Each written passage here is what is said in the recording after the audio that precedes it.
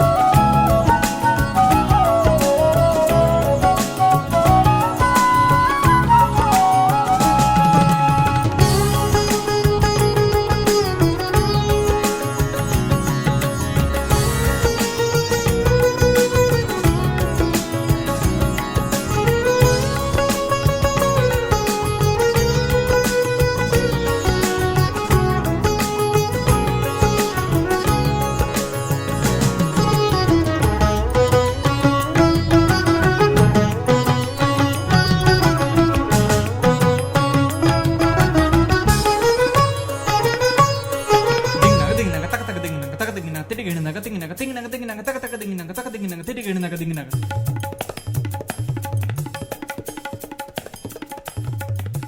తగ దింగినగ తగ దింగినగ తగ దింగినగ తగ దింగినగ దాతి ధా అక్కడ దాతి ధా అక్కడ దాతి ధా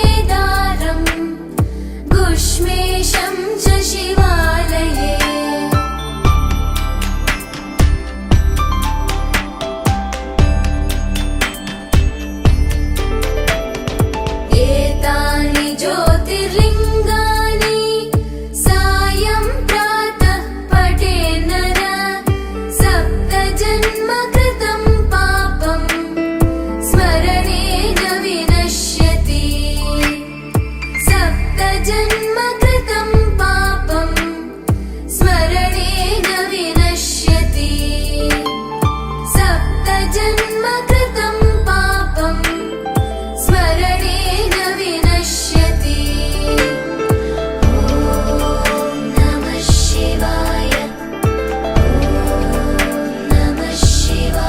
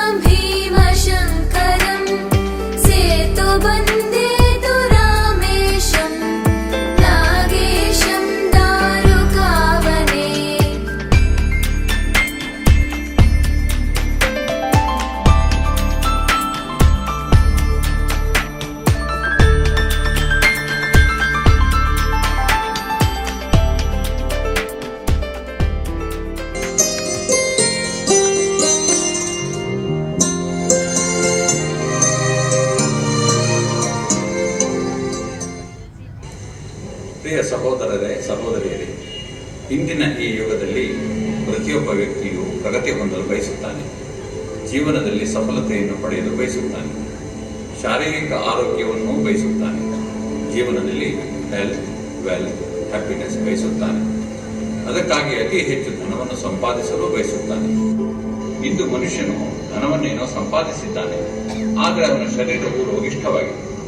ಇಂದು ಬಹುಶಃ ಯಾವುದೇ ರೋಗವಿಲ್ಲದ, ತೊಂದರೆಯಿಂದ ಪೀಡಿತರಾಗಿಲ್ಲದ ವ್ಯಕ್ತಿ ಯಾರೂ ಇಲ್ಲ.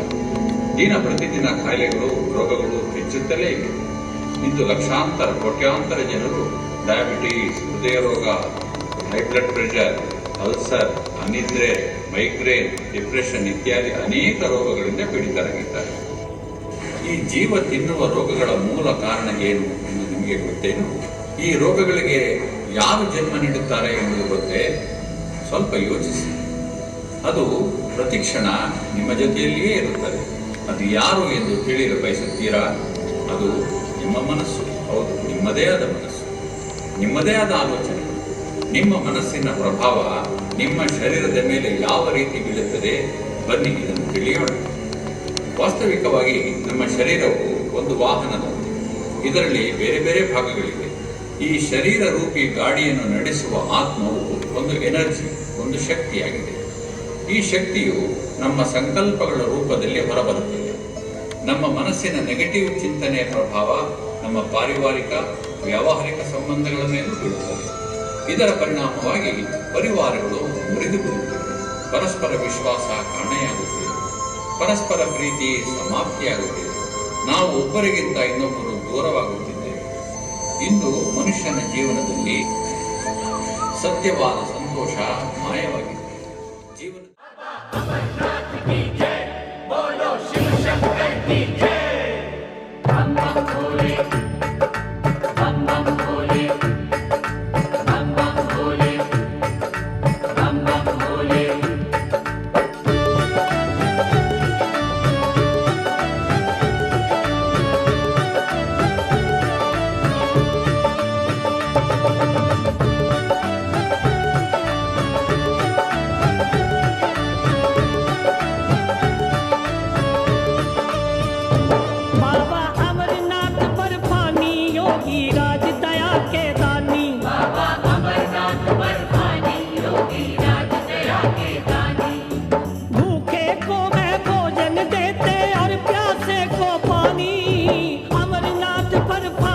योगी राज दया के दानी, बाबा अमरनाथ बर्फानी, योगी राज दया के दानी। ओ बाबा अमरनाथ की जय, बोलो शिव शंकर की जय।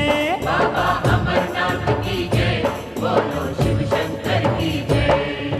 बम बम भोले, बम बम भोले।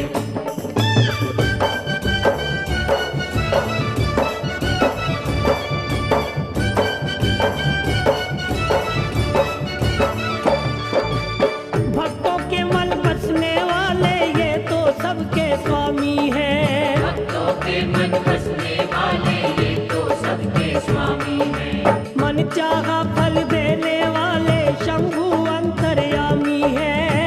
चाहा फल देने वाले शंभु अंतर्यामी हैं। महादेव के दर्शन करके, महादेव के दर्शन करके सवर जाए जिंदगानी। अमरनाथ बर्फानी, योगी राज दया के दानी। बाबा अमरनाथ बर्फानी, योगी राज दया के दानी। हो बाबा अमरनाथ की जय, बोलो शिव शंकर की जय। बाबा अमरनाथ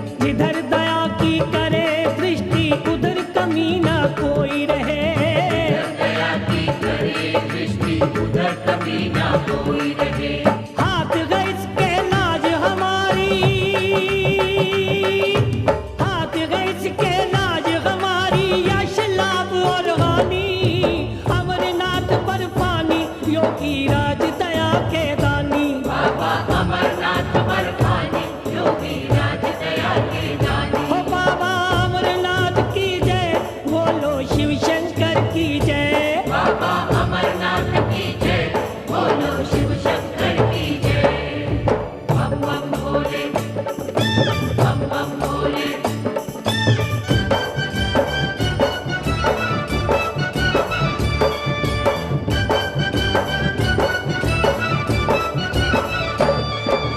प्रभु नाम के हीरे मोती हर पल सदा लुटाते हैं। प्रभु नाम के हीरे मोती हर पल सदा लुटाते हैं।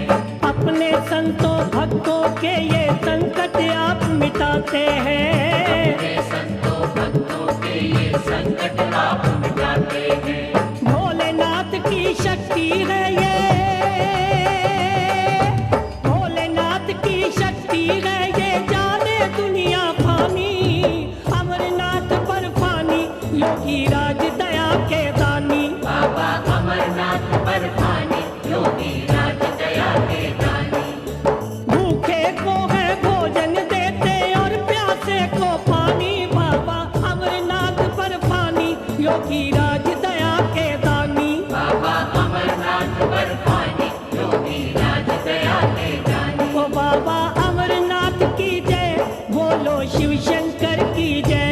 बाबा अमरनाथ की जय, बोलो शिव शंकर की जय। बाबा अमरनाथ पर फानी, योगी राज दया के दानी। बाबा अमरनाथ पर फानी, योगी राज दया के दानी। बाबा हे भोलेनाथ भंडारी रे।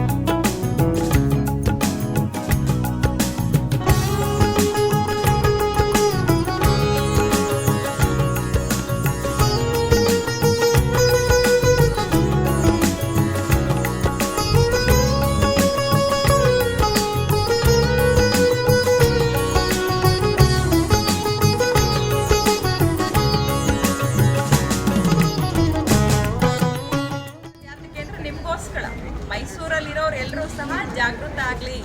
ಪರಮಾತ್ಮ ಜಗತ್ತಿಗೆ ಬಂದಿದ್ದಾನೇನೋ ಸತ್ಯ ವಿಚಾರನ ಎಲ್ಲರೂ ತಿಳ್ಕೊಳ್ಳಿ.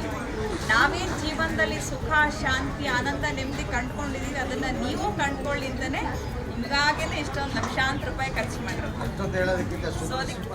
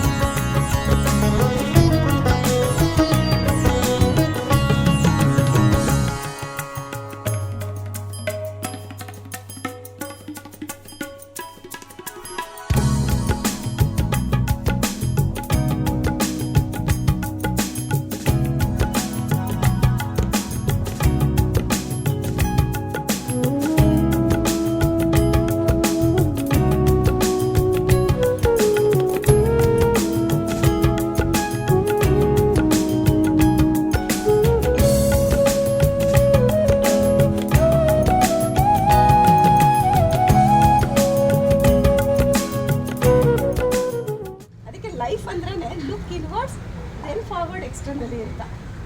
ಈಗಿನ ಜಗತ್ತಲ್ಲಿ ಲುಕ್ ಇನ್ವರ್ಡ್ಸ್ ಬಿಟ್ಬಿಟ್ಟಿದ್ದಾರೆ. ಏನು ಮಾಡ್ತಾ ಇದ್ದಾರೆ? Forward externally. ಓಕೆ, ಸೊ ಹಾಗೆ ನಮ್ಮ ಜೀವನದಲ್ಲಿ ಏನು ಸಿಗುತ್ತೆ, ಏನು ಬೇಕು, ಏನೇ ಪ್ರಾಬ್ಲಮ್ಸ್ ಬಂದರೂ ಫೇಸ್ ಮಾಡಬೇಕು. ಅದಕ್ಕೆ ನಾನು ಇವತ್ತೊಂದು ಕೊಟೇಶನ್ ಹೇಳ್ತಾ ಇದ್ದೆ, ಪೇಯ್ನ್ ಅಂತ ಹೇಳ್ತೀವಿ, ಸಮ್ಟೈಮ್ಸ್ ಹೇಳ್ತೀವಿ.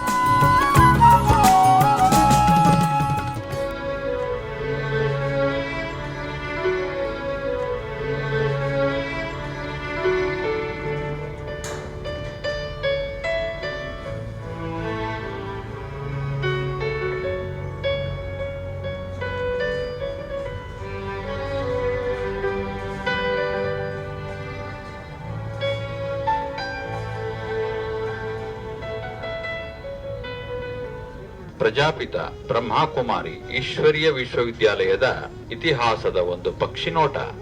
ಮನುಕುಲದ ಇತಿಹಾಸದಲ್ಲಿ ಸನ್ 1936ನೇ ಇಸ್ವಿಯನ್ನು ಒಂದು ಯುಗಾಂತರದ ಘಟನೆಯ ರೂಪದಲ್ಲಿ ಸುವರ್ಣಾಕ್ಷರಗಳಲ್ಲಿ ಬರೆಯಲಾಗಿದೆ. ಅವಿಭಾಜ್ಯ ಭಾರತದ ಸಿಂಧ್ ಹೈದರಾಬಾದಿನಲ್ಲಿ ವಿಶಿಷ್ಟವಾದ ಹಾಗೂ ಆಧ್ಯಾತ್ಮಿಕವಾದ ಪ್ರಜಾಪಿತ ಬ್ರಹ್ಮಕುಮಾರಿ ಈಶ್ವರೀಯ ವಿಶ್ವವಿದ್ಯಾಲಯವು ಸ್ಥಾಪನೆಯಾಯಿತು.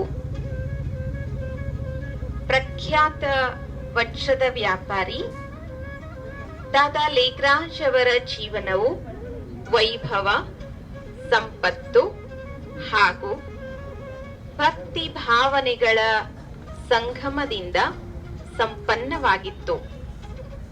ಅವರ ಜೀವನವು ಒಂದು ಸಾಧಾರಣ ಶಿಕ್ಷಕರ ಪರಿವಾರದಲ್ಲಾಗಿದ್ದರೂ ಬಾಲ್ಯದಿಂದಲೇ ಅವರ ಅಂತರಂಗವು ಶ್ರೇಷ್ಠ ಸಂಸ್ಕಾರಗಳ ಗಣಿಯಂತಿತ್ತು. ಅವರು ಭಕ್ತಿ, ದಾನ, ಧರ್ಮ, ಸತ್ಯತೆ ಮತ್ತು ಪ್ರಾಮಾಣಿಕತೆಯಂತಹ ವಿಶೇಷತೆಗಳಿಗೆ ಹೆಸರುವಾಸಿಯಾಗಿದ್ದರು. ಒಂದು ದಿನ ಅವರ ಜೀವನದಲ್ಲೊಂದು ಮಹತ್ವಪೂರ್ಣವಾದ ಪರಿವರ್ತನೆಯೂ ಬಂತು. ಅವರಿಗೆ ಪರಮಾತ್ಮ ಶಿವನ ಸಾಕ್ಷಾತ್ಕಾರದ ಮುಖಾಂತರ ಈ ಸಂಸ್ಥೆಯನ್ನು ಸ್ಥಾಪಿಸಲು ಪ್ರೇರಣೆಯು ದೊರೆಯಿತು. ಒಮ್ಮೆ ದಾದಾ ಲೇಖರಾಜ್ ರವರ ಮನೆಯಲ್ಲಿ ಸತ್ಸಂಗವು ನಡೆಯುತ್ತಿತ್ತು. ಇದ್ದಕ್ಕಿದ್ದಂತೆ ಅವರು ಸತ್ಸಂಗವನ್ನು ಬಿಟ್ಟು ದೇವರ ಮನೆಗೆ ಹೋಗಿ ಕುಳಿತು ಬಿಡುತ್ತಾರೆ. ಇಂತಹ ಘಟನೆ ನಡೆದದ್ದು ಇದೇ ಮೊದಲು. ಅವರಿಗೆ ಚತುರ್ಭುಜ ವಿಷ್ಣುವಿನ ಸಾಕ್ಷಾತ್ಕಾರವಾಯಿತು ಮತ್ತು ಈ ಶಬ್ದಗಳನ್ನು ಅವರ ಕಿವಿಯು ಆಲಿಸಲಾರಂಭಿಸಿತು. ನಿಜಾನಂದ ಸ್ವರೂಪಂ ಶಿವೋಹಂ ಶಿವೋಹಂ, ಜ್ಞಾನ ಸ್ವರೂಪಂ ಶಿವೋಹಂ ಶಿವೋಹಂ, ಪ್ರಕಾಶ ಸ್ವರೂಪಂ ಶಿವೋಹಂ ಶಿವೋಹಂ.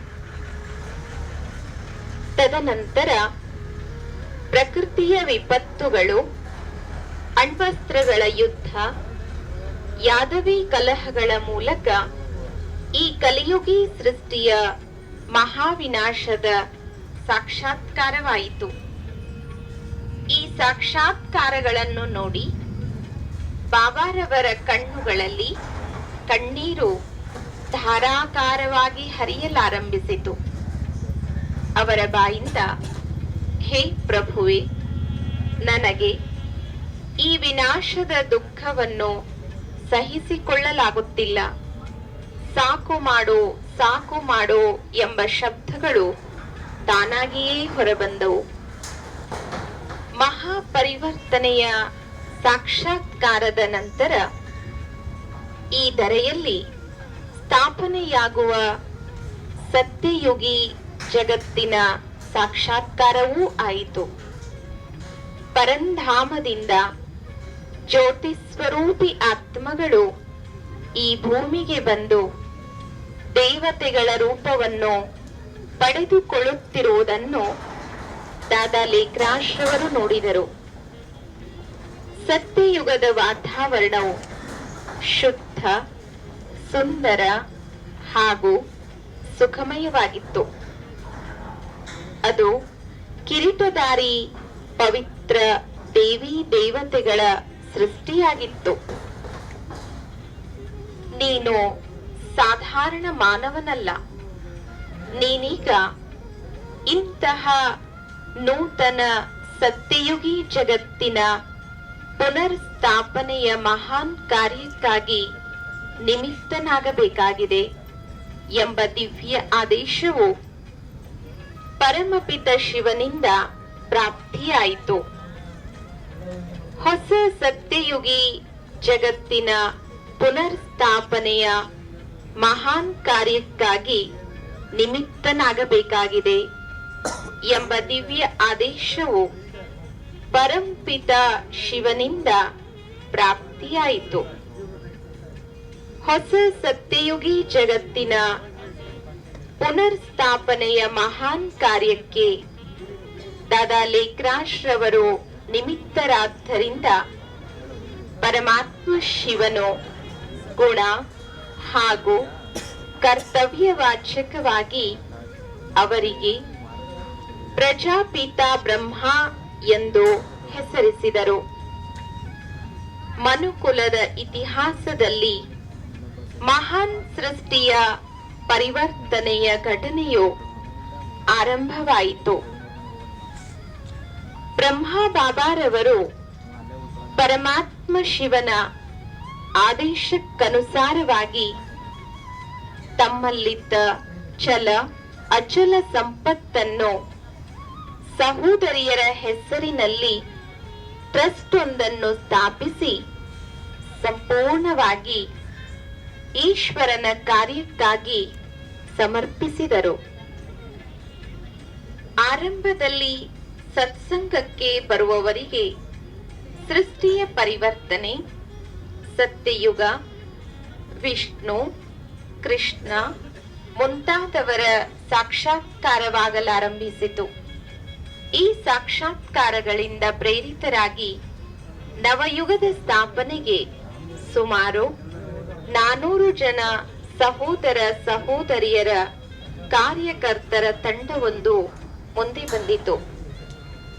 ಪರಮಾತ್ಮನ ನಿಶ್ಚಯ, ದೃಢ ಸಂಕಲ್ಪ ಮತ್ತು ಆತ್ಮ ಸಂಯಮದ ಬಲದ ಮೇಲೆ ವಿರೋಧವಿದ್ದರೂ ಬ್ರಹ್ಮಾವತ್ಸರು ಅದನ್ನು ಲೆಕ್ಕಿಸದೆ ಮುನ್ನಡೆದರು. ಸತ್ಸಂಗದಲ್ಲಿ ಇದ್ದ ಜ್ಞಾನ ಮತ್ತು ಯೋಗದಲ್ಲಿ ಪ್ರವೀಣರಾಗಿದ್ದ ಶ್ರೀ ರಾಧಾರವರಿಗೆ ಬ್ರಹ್ಮ ಬಾಬಾರವರು ಯಜ್ಞದ ಸಾರಥ್ಯದ ಜವಾಬ್ದಾರಿಯನ್ನಿತ್ತರು.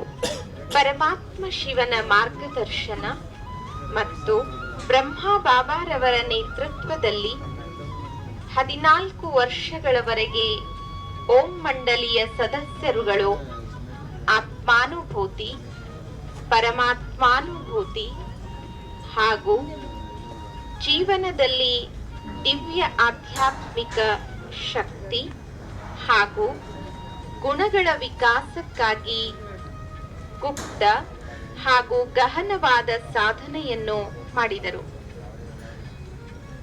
14 ವರ್ಷಗಳ ತಪಸ್ಸನ್ನು ಪೂರೈಸಿದ ನಂತರ ಪರಮಾತ್ಮ ಶಿವನ ಆದೇಶಕ್ಕನುಸಾರವಾಗಿ ಸಂಸ್ಥೆಯವರು 1950 ಮೇ 5ಕ್ಕೆ ಹಡಗಿನ ಮುಖಾಂತರ ಕರಾಚಿಯಿಂದ ಓಖಾ ಬಂದರಿಗೆ ಬಂದಿಳಿದರು.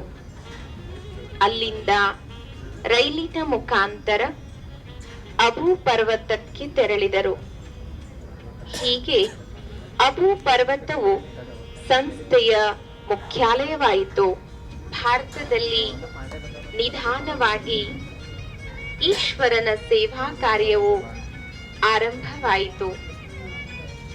ಈ ಈಶ್ವರೀಯ ಕಾರ್ಯಕ್ಕೆ ಶ್ರೀ ಮಾತೇಶ್ವರಿ ಜಗದಾಂಬೆಯವರ ಜೊತೆಗೆ ದೀದಿ ಮನ್ಮೋಹಿನಿ, ದಾದಿ ಪ್ರಕಾಶ್ಮಣಿ, ದಾದಿ ಜಾನ್ಕಿ, ದಾದಿ ಹೃದಯ ಮೋಹಿನಿ, ಮುಂತಾದವರು ವಿಶೇಷವಾಗಿ ಸಹಕಾರವನ್ನಿತ್ತರು. ಇವರುಗಳು ದೆಹಲಿ, ಮುಂಬೈ, ಕಾನ್ಪುರ್, ಕೋಲ್ಕತ್ತಾ, ಅಮೃತ್ಸರ್, ಬೆಂಗಳೂರು ಇತ್ಯಾದಿ ಸ್ಥಳಗಳಲ್ಲಿ ಸೇವಾ ಕೇಂದ್ರಗಳನ್ನು ತೆರೆದರು. ಸಂಸ್ಥೆಯ ಇತಿಹಾಸದಲ್ಲಿ 1969ನೇ ಜನವರಿ 18 ಒಂದು ಹೊಸ ತಿರುವನ್ನು ಪಡೆಯಿತು. ಸಂಸ್ಥೆಯ ಸಾಕಾರ ಸಂಸ್ಥಾಪಕರಾದ ಪಿತಾಶ್ರೀ ಪ್ರಜಾಪಿತ ಬ್ರಹ್ಮ ಬಾಬಾರವರು ತಮ್ಮ ಭೌತಿಕ ದೇಹವನ್ನು ತ್ಯಜಿಸುತ್ತಾ ನಿರಾಕಾರಿ, ನಿರ್ವಿಕಾರಿ ಮತ್ತು ನಿರಹಂಕಾರಿ ಎಂದು ಉಚ್ಚರಿಸುತ್ತಾ ಅವ್ಯಕ್ತರಾದರು. ಬ್ರಹ್ಮ ಬಾಬಾರವರು ಅವ್ಯಕ್ತರಾಗುವ ಮುನ್ನವೇ ಸಂಸ್ಥೆಯ ಅಧಿಕಾರದ ಸೂತ್ರವನ್ನು ದಾದಿ ಪ್ರಕಾಶ್ ಮಣಿಯವರಿಗೆ ಹಸ್ತಾಂತರಿಸಿದರು. ದಾದೀಜಿಯವರ ನೇತೃತ್ವದಲ್ಲಿ ಈಶ್ವರೀಯ ಸೇವಾ ಕಾರ್ಯವು ತೀವ್ರವಾಗಿ ಮುನ್ನಡೆಯಲಾರಂಭಿಸಿತು. ದೇಶ ವಿದೇಶಗಳಲ್ಲಿ ಸಾವಿರಾರು ಕೇಂದ್ರಗಳನ್ನು ತೆರೆಯಲಾಯಿತು. 1969ರಿಂದ 38 ವರ್ಷಗಳ ಕಾಲ ಅನವರತ ಸೇವೆಯ ನಂತರ 2007 ಆಗಸ್ಟ್ 25ರಂದು ದಾದಿ ಪ್ರಕಾಶ್ ಮಣಿಜಿಯವರು ದೇಹ ತ್ಯಾಗ ಮಾಡಿದರು. ಅಂದಿನಿಂದ ಪ್ರಪಂಚದ ಅತ್ಯಂತ ಸ್ಥಿರ ಮನಸ್ಸಿನ ಮಹಿಳೆ ಎಂದು ಪ್ರಖ್ಯಾತಿ ಪಡೆದಿರುವ ಹಿರಿಯ ತಪಸ್ವಿ ದಾದಿ ಜಾನಕಿಜಿಯವರು ಸಂಸ್ಥೆಯ ನೇತೃತ್ವ ವಹಿಸಿದ್ದಾರೆ. ಓಂ ಶಾಂತಿ. One word family. One word family.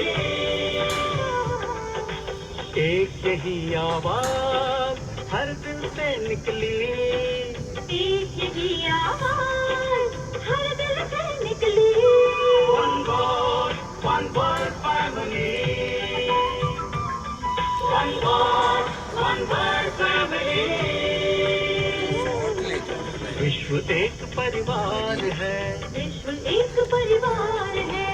एक पिता के हम सब बच्चे. ये अपना संसार है. One word family. One word family.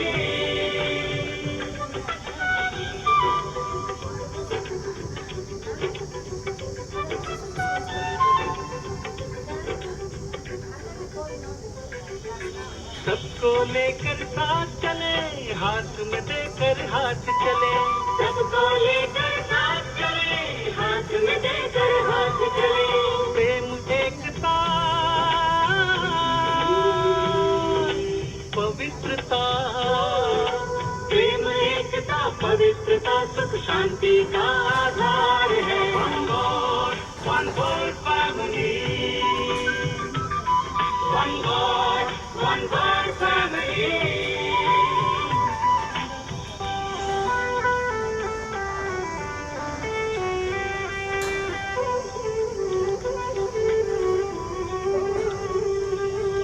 सबका मालिक एक है, फिर कैसा मतभेद है. सबका मालिक एक है, फिर कैसा मतभेद है.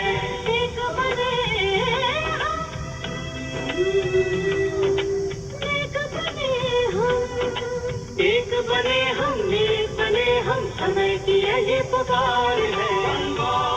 One word family.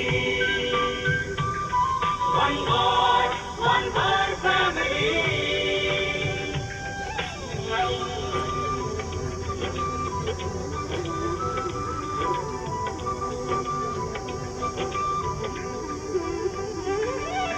विश्व पिता का कहना है, मिलजुल कर हमें रहना है. विश्व पिता का कहना है, मिलजुल कर हमें रहना है. शुभकामना सद्भावना ही, शुभकामना सद्भावना ही विश्व शांति का द्वार है. One word family. family. One God, one world family. One God, one world family.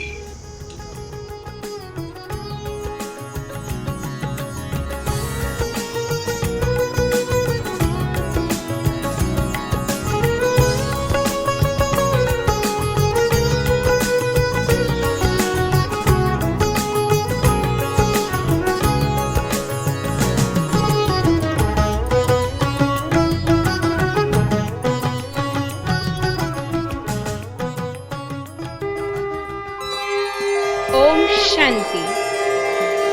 ಈ ಜ್ಞಾನ ವಿಜ್ಞಾನ ದಿವ್ಯ ದರ್ಶನ ಮೇಳದಲ್ಲಿ ತಮಗೆಲ್ಲ ಹಾರ್ದಿಕ ಸ್ವಾಗತ. ಇದೋ ಇಲ್ಲಿ ತಮಗಾಗಿ ಚೈತನ್ಯ ದೇವಿ ದರ್ಶನ, ನವದೇವಿಯರ ದರ್ಶನದ ಭಾಗ್ಯ ತಮಗಾಗಿ ಕಾದಿದೆ.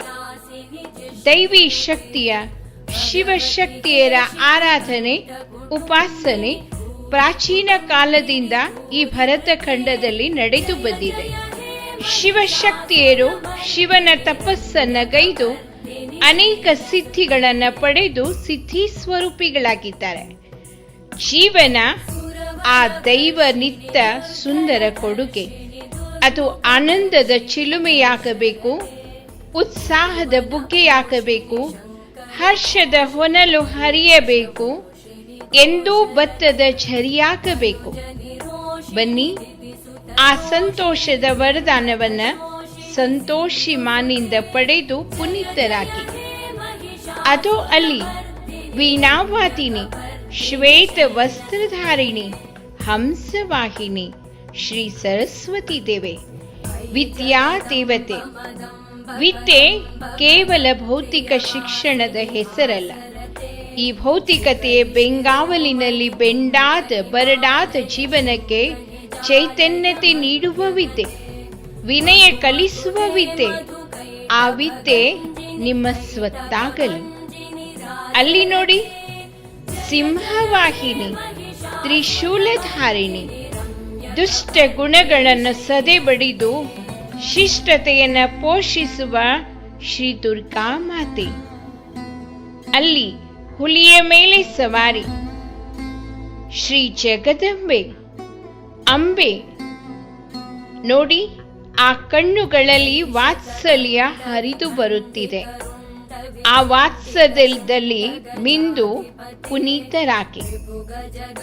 ಧನದೇವತೆ ಶ್ರೀ ಲಕ್ಷ್ಮಿ ಕೇವಲ ಸ್ಥೂಲ ಹಣವಲ್ಲ, ವಿದ್ಯಾಲಕ್ಷ್ಮಿ, ಧನಲಕ್ಷ್ಮಿ, ಸಿರಿಲಕ್ಷ್ಮಿ, ಸಂತಾನಲಕ್ಷ್ಮಿ ಮುಂತಾದ ಭಾಗ್ಯವನ್ನ ಅವಿನಾಶಿ ಐಶ್ವರ್ಯ ನೀಡುವ ಅಷ್ಟಲಕ್ಷ್ಮಿಯ ಪ್ರತೀಕ ಈ ಶ್ರೀಲಕ್ಷ್ಮಿ.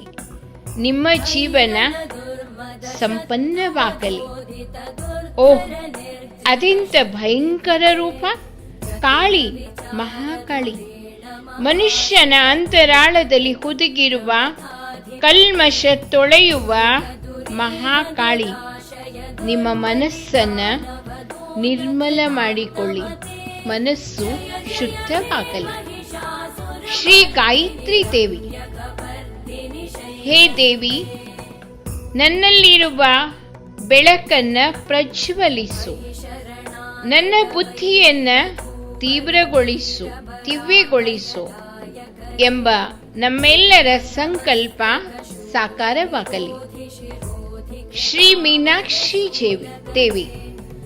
ಜೀವನ ಮಂಟಪದಲ್ಲಿ ಸದಾ ನಲಿದಾಡುವ ಪ್ರೇರಣೆ ಶ್ರೀ ಮೀನಾಕ್ಷಿ ದೇವಿಯಿಂದ ಪಡೆಯಿರಿ. ಅದು ಅಲ್ಲಿ ಶ್ವೇತ ವಸ್ತ್ರಧಾರಿಣಿ, ನಿರಾಭರಣ ಸುಂದರಿ, ತಪಸ್ವಿನಿ, ಬ್ರಹ್ಮಕುಮಾರಿ ಸಹೋದರಿ.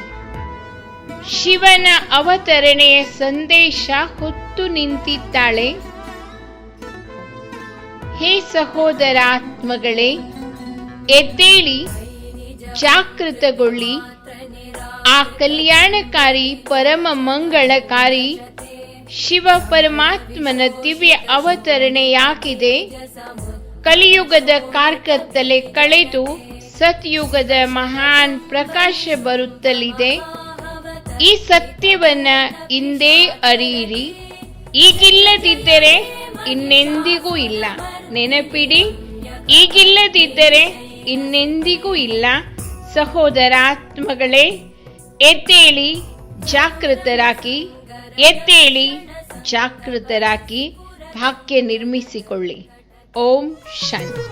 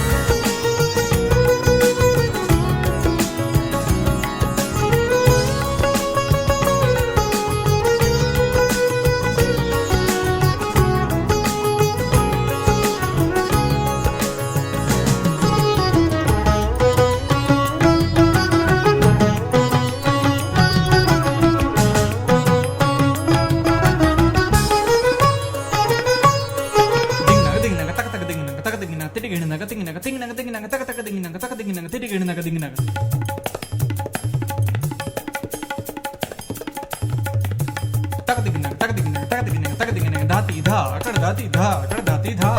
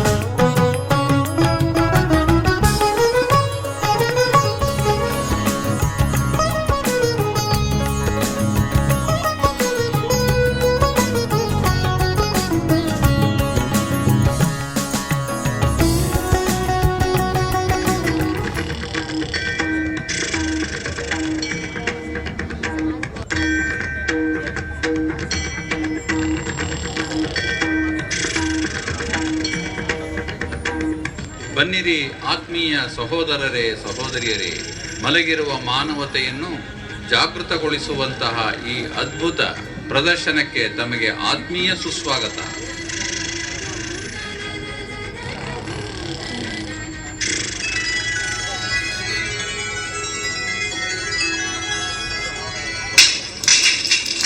ನಾರಾಯಣ ನಾರಾಯಣ, ನಾನೇನನ್ನು ನೋಡುತ್ತಿದ್ದೇನೆ?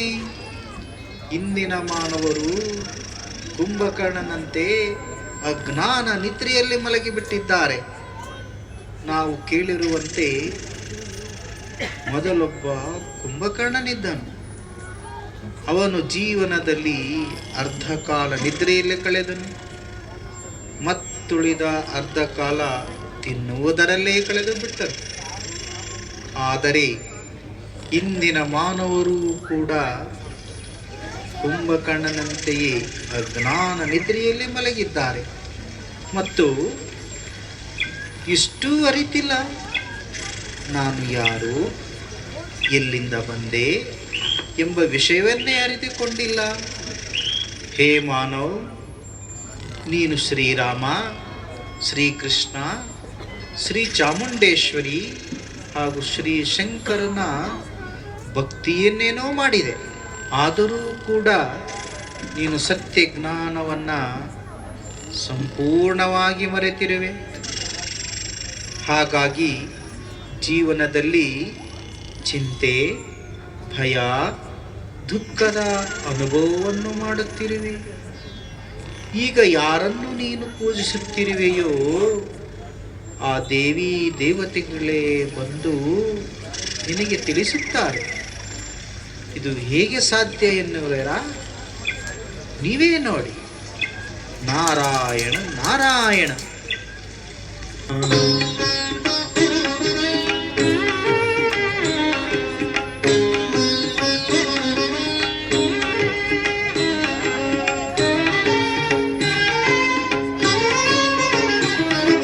ಶ್ರೀರಾಮ ಜಯ ರಾಮ, ಶ್ರೀರಾಮ ರಘುರಾಮ, ಶ್ರೀರಾಮ ಜಯ ರಾಮ, ಶ್ರೀರಾಮ ರಘುರಾಮ. ನಾರಾಯಣ ನಾರಾಯಣ. ಸಾಕ್ಷಾತ್ ಪ್ರಭು ಶ್ರೀರಾಮನೇ ಈ ಧರೆಯಲ್ಲಿ. ನಾರಾಯಣ ನಾರಾಯಣ. ಹೇ ಮಾನವನೇ, ಹೇಳು, ನಾನು ನಿನ್ನನ್ನು ಎಚ್ಚರಿಸಲು ಬಂದಿರುವೆ. ನೋಡು, ನಾನು ಮಾತಾಪಿತರ ಆಜ್ಞೆಯನ್ನು ಪರಿಪಾಲಿಸಿ ರಾಜ್ಯವನ್ನೇ ಬೇಡವೆಂದು ತಿರಸ್ಕರಿಸಿದೆನು. ಆದರೆ ನೀನು ಸಂಪತ್ತು ಮತ್ತು ಸುಖ ಭೋಗಗಳಿಗಾಗಿ ಹೋರಾಟ ಮಾಡುತ್ತಾ ನಿನಗೆ ನೀನೇ ನಷ್ಟ ಮಾಡಿಕೊಳ್ಳುತ್ತಿರುವೆ. ಇಂದು ನೀನು ಸಹೋದರರ ಪ್ರೀತಿಯನ್ನು ಕಳೆದುಕೊಂಡಿರುವೆ.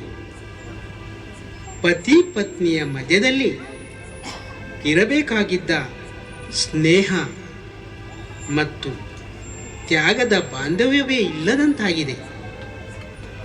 ಈಗಲೂ ಸಮಯವಿದೆ. ಈಗಲಾದರೂ ಎಚ್ಚೆತ್ತುಕೋ ಮತ್ತು ನಿನ್ನೊಳಗಿರುವ ಈ ಲೋಭವೆಂಬ ರಾವಣನನ್ನು ಸಂಹಾರ ಮಾಡು ಹಾಗೂ ಜೀವನದಲ್ಲಿ ಸಂತೋಷ ಮತ್ತು ನೆಮ್ಮದಿಯ ಅನುಭವ ಮಾಡು. ಶ್ರೀರಾಮ ಜಯ ರಾಮ, ಶ್ರೀರಾಮ ರಘುರಾಮ. ನಾರಾಯಣ ನಾರಾಯಣ. ಈ ಮಾನವನೆಂಬ ಕುಂಭಕರ್ಣನಂತೂ ಶ್ರೀರಾಮನಿಂದನೂ ಎಚ್ಚರಗೊಳ್ಳಲಿಲ್ಲ. ಇವನು ಅಂತರಂಗದಲ್ಲಿ ಮಾಯಾವಿ ರಕ್ಕಸನು ಅಡಗಿ ಕುಳಿತಿದ್ದಾನೆ. ಈಗ ಶ್ರೀ ಚಾಮುಂಡೇಶ್ವರಿಯೇ ಇವನೊಳಗಿರುವ ರಾಕ್ಷಸನನ್ನು ಸಂಹರಿಸುವಳು. ಆ ತಾಯಿಯೇ ಇವನನ್ನು ಎಚ್ಚರಿಸಲು ಸಾಧ್ಯ.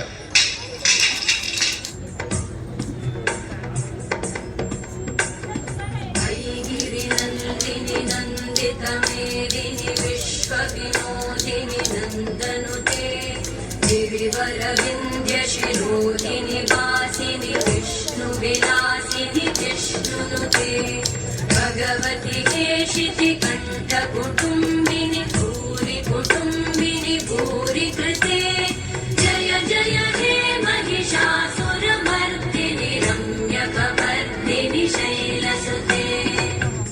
ಹೇ ಮಾನವ, ನಿನ್ನ ನಿಜವಾದ ರೂಪವನ್ನೇ ಮರೆತು ಕಾಮ, ಕ್ರೋಧ, ಲೋಭವೆಂಬ ರಾಕ್ಷಸರಿಗೆ ಅಧೀನನಾಗಿರುವೆ. ಹೇ ಮಾನವ, ನೀನು ಪಾಪ ಮತ್ತು ಪುಣ್ಯದ ಜ್ಞಾನವನ್ನು ಕಳೆದುಕೊಂಡಿರುವೆ. ನಾನು ಮಹಿಷಾಸುರನೆಂಬ ರಾಕ್ಷಸನನ್ನು ನನ್ನ ದೈವಿ ಶಕ್ತಿಯಿಂದ ಸಂಹಾರ ಮಾಡಿರುವೆ. ಈಗಲೂ ಕೂಡ ನೀನು ನಿನ್ನಲ್ಲಡಗಿರುವಂತಹ ದೈವಿ ಶಕ್ತಿಯನ್ನು ಅರಿತುಕೋ ಮತ್ತು ನಿನ್ನ ಜೀವನದಲ್ಲಿರುವಂತಹ ದುಃಖ, ಅಶಾಂತಿಯನ್ನು ಸಂಹರಿಸು. ಏಳು, ಮೇಲೇಳು, ಎಚ್ಚರಗೊಳ್ಳು. जय जय हे महिषासुरमर्दिनि रम्यकवर्दिनि शैलसुते.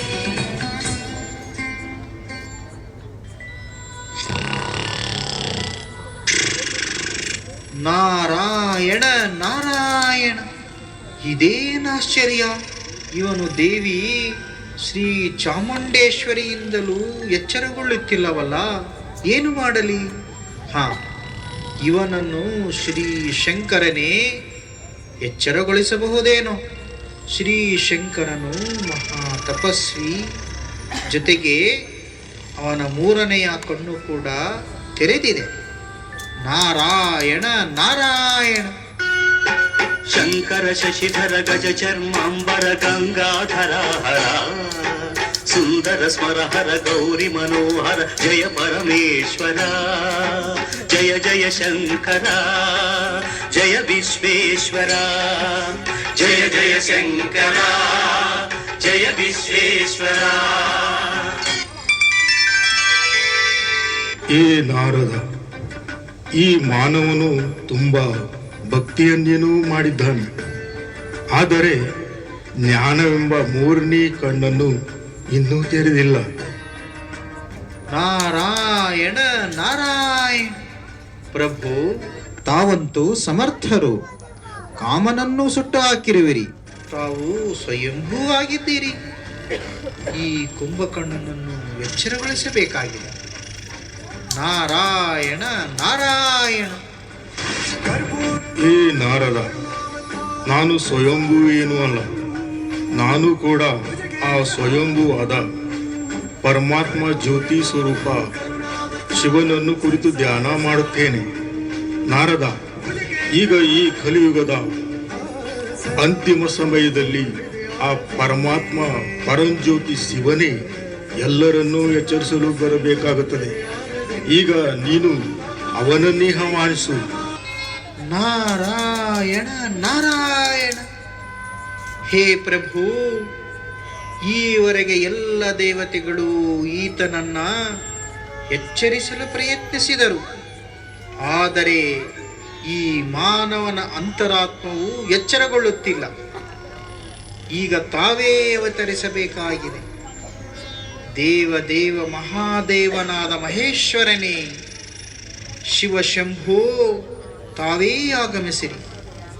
ಹೇ ಶಿವನೇ, ಪರಮಾತ್ಮ ಶಿವನೇ, ಈ ಧರೆಗೆ ಅವತರಿಸಿ ಮತ್ತು ಈ ಅಜ್ಞಾನ ನಿದ್ರೆಯಲ್ಲಿ ಮಲಗಿರುವ ಮಾನವತೆಯನ್ನೇ ಎಚ್ಚರಗೊಳಿಸಿ. ಈಗಂತೂ ಅವತರಿಸಿ ಪ್ರಭು, ಅವತರಿಸಿ ಮಲಗಿರುವ ಮಾನವತೆಯನ್ನ ಎಚ್ಚರಗೊಳಿಸಿ ಪ್ರಭು, ಎಚ್ಚರಗೊಳಿಸಿ. ನಾರಾಯಣ ನಾರಾಯಣ.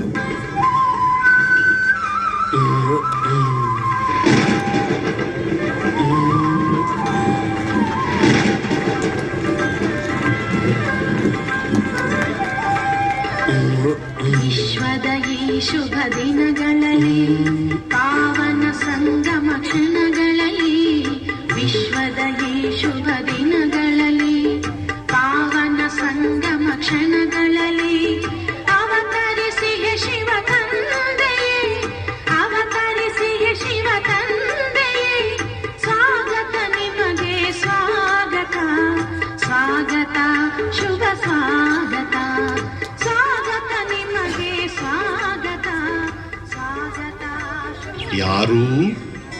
ಯಾರು ನನ್ನನ್ನು ಎಬ್ಬಿಸಿದ್ದು?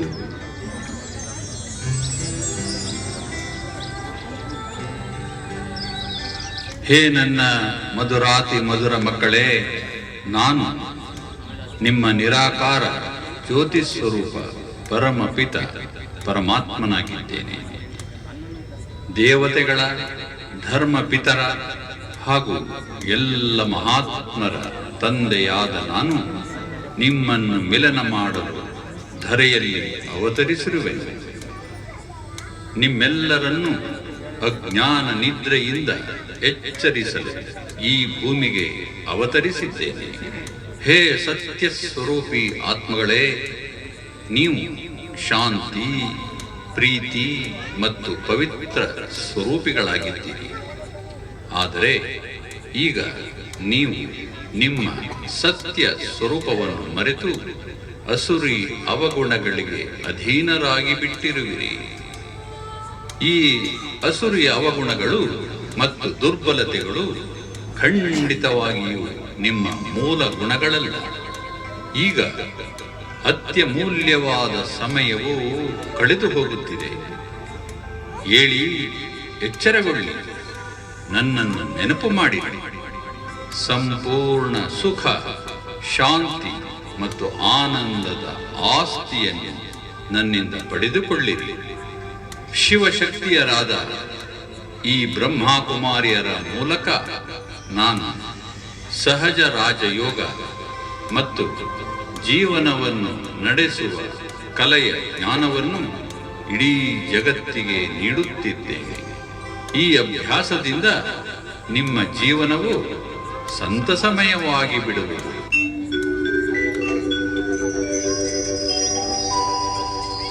ಆಹಾ ಆಹಾ, ಅಪಾರವಾದ ಶಾಂತಿ ಮತ್ತು ಆನಂದದ ಅನುಭವ ಆಗುತ್ತಿದೆ. ತಾವು ನನಗೆ ದೇವಿಯಂತೆ ಕಾಣುತ್ತಿದ್ದೀರಿ. ಪ್ರಿಯ ಆತ್ಮನೇ, ನಾವೆಲ್ಲರೂ ಒಬ್ಬ ಪರಮೇಶ್ವರನ ಸಂತಾನರು ಹಾಗೂ ದೇವತಾ ಕುಲದ ಆತ್ಮಗಳಾಗಿದ್ದೇವೆ. ನಮ್ಮ ಮೂಲ ಸಂಸ್ಕಾರವು ದಿವ್ಯತೆಯಿಂದ ಸಂಪನ್ನವಾದುದು. ಆದರೆ ಕಾಲಚಕ್ರದಲ್ಲಿ ಸಿಲುಕಿಕೊಂಡು ತಮ್ಮನ್ನೇ ತಾವು ಮರೆತು ಮಾಯೆಯ ಸಂಸ್ಕಾರಗಳನ್ನು ನಿಮ್ಮ ಜೀವನದಲ್ಲಿ ಅಳವಡಿಸಿಕೊಂಡಿದ್ದೀರಿ. ಈಗ ನಿಮ್ಮೆಲ್ಲರ ಆತ್ಮ ಜ್ಯೋತಿಯನ್ನು ಪರಮಪಿತ ಪರಮಾತ್ಮ ಶಿವನೇ ಬೆಳಗಿಸುತ್ತಿದ್ದಾನೆ. ಆದ್ದರಿಂದ ತಾವು ಹೇಳಿರಿ ಹಾಗೂ ತಮ್ಮ ಪರಿವಾರದವರನ್ನು ಎಚ್ಚರಿಸಿರಿ. ಆಗಲಿ ಸಹೋದರಿ, ಈಗ ನಾನು ತಾವು ಹೇಳಿದಂತೆಯೇ ಮಾಡುತ್ತೇನೆ. ಹೇ ಮಾನವ ಕುಲವೇ, ಈಗ ತಾವೆಲ್ಲರೂ ನನ್ನಂತೆಯೇ ಅಜ್ಞಾನ ನಿದ್ರೆಯಿಂದ ಎಚ್ಚರಗೊಂಡು ತಮ್ಮನ್ನು ತಾವು ಅರಿತುಕೊಳ್ಳಿ. ಜೊತೆಗೆ ಆ ಪರಮಪಿತ ಪರಮಾತ್ಮನನ್ನು ಅರಿತುಕೊಂಡು ಅತೀಂದ್ರಿಯ ಸುಖದ ಅನುಭೂತಿಯನ್ನೂ ಮಾಡಿ ತಮ್ಮ ಜೀವನವನ್ನು ಸಾರ್ಥಕ ಮಾಡಿಕೊಳ್ಳಿ, ಸಮರ್ಥ ಮಾಡಿಕೊಳ್ಳಿ. ಧನ್ಯವಾದಗಳು. ನಾರಾಯಣ ನಾರಾಯಣ, ಇದಂತೂ ಒಂದು ಚಮತ್ಕಾರವೇ ಆಗಿ ಹೋಯಿತು. ಹೇ ದೇವಿಯರೇ, ಖಂಡಿತವಾಗಿಯೂ ತಾವು ನೀಡುವ ಜ್ಞಾನದಲ್ಲಿ ವಿಶೇಷತೆ ಇದೆ. ತಮ್ಮೆಲ್ಲರಿಗೂ ಹಾರ್ದಿಕ ಶುಭಾಶಯಗಳು. ಸಹೋದರ ಸಹೋದರಿಯರೇ, ತಾವು ಈ ಸತ್ಯ ಜ್ಞಾನವನ್ನು ಅರಿಯಿಸಿರಿ. ಅಜ್ಞಾನದ ನಿದ್ರೆಯಲ್ಲಿ ಪುನಃ ಮಲಗಬೇಡಿರಿ. ಏಕೆಂದರೆ ರಾಜಯೋಗವನ್ನು ಕಲಿತು ಪರಮಾತ್ಮ ಶಿವನಿಂದ ವರದಾನವನ್ನು ಪಡೆದುಕೊಳ್ಳುವ ಸಮಯವು ಇದೇ ಆಗಿದೆ. ನಾರಾಯಣ ನಾರಾಯಣ. ಇದೇ ಶಿವರಾತ್ರಿ, ಮಹಾಶಿವರಾತ್ರಿ. ಇದೇ ಶಿವರಾತ್ರಿ, ಮಹಾಶಿವರಾತ್ರಿ.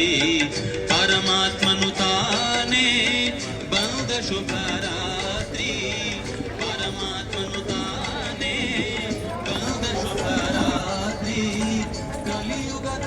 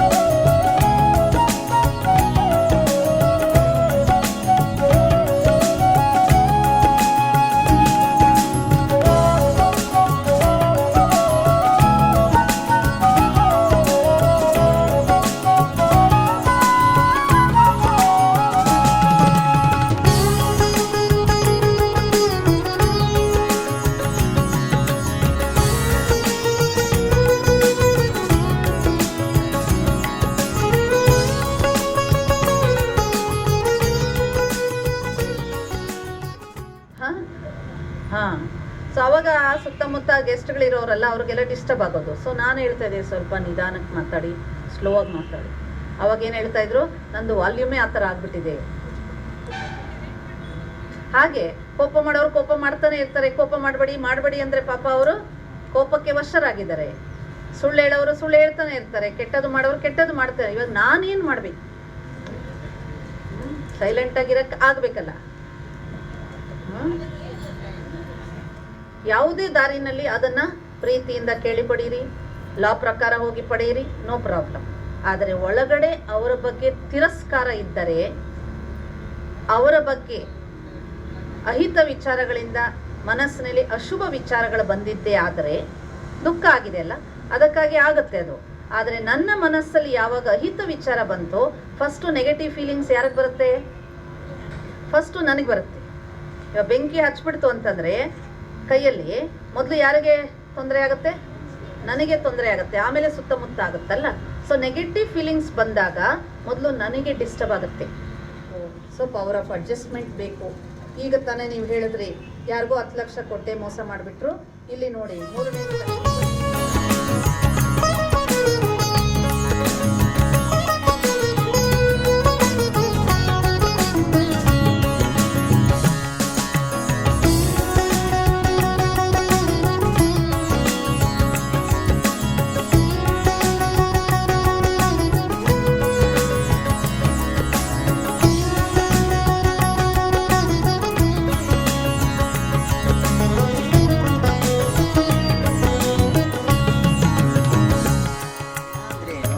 ಪಾಠ ತಿಳ್ಕೊಂಡ ನಂತರ ಆಟ ಆಡಿದ್ರೆ ಮಜಾ ಸಿಗುತ್ತೆ. ಸೊ ಪಾಠದ ಬಗ್ಗೆ